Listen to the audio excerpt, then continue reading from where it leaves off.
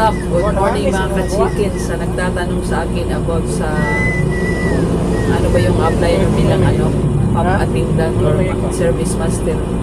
Meron akong kasamahan dito na hindi high school grad. Pero marunong siyang magsulat at magbasa. So, yung dito yung sa mga kasamahan ko. Kasi nga yung civil law, meron niya mga rules.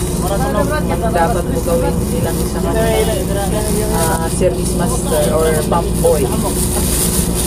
Ang pinaka lang talaga is marunong ka magsulat saka marunong magbasa. Yun ang pinaka-importante sa pagiging isang pump boy.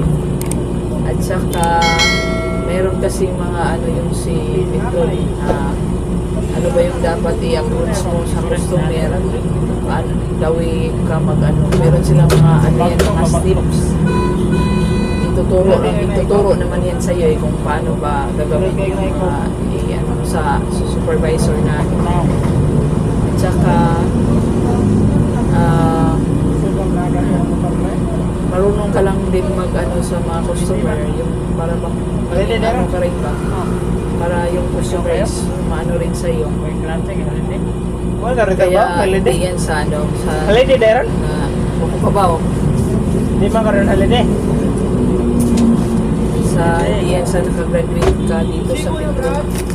Pinaka-importante is marunong ka lang sa trabaho bilang isang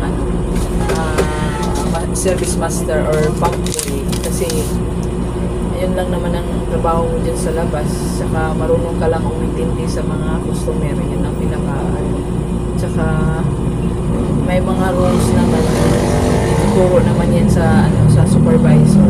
Kaya kung ikaw ay may balak na mag-apply bilang isang service master or pump boy, try mo lang.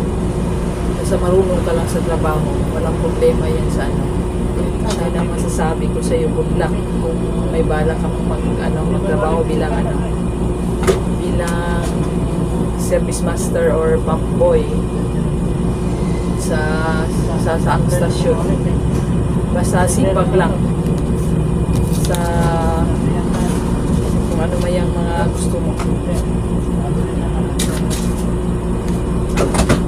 Yun lang ang masasabi ko sa iyo guys. Kaya sa hindi pa nakapag-subscribe sa aking YouTube channel, just click the tiny bell button at mag-subscribe na mga ka-chicken!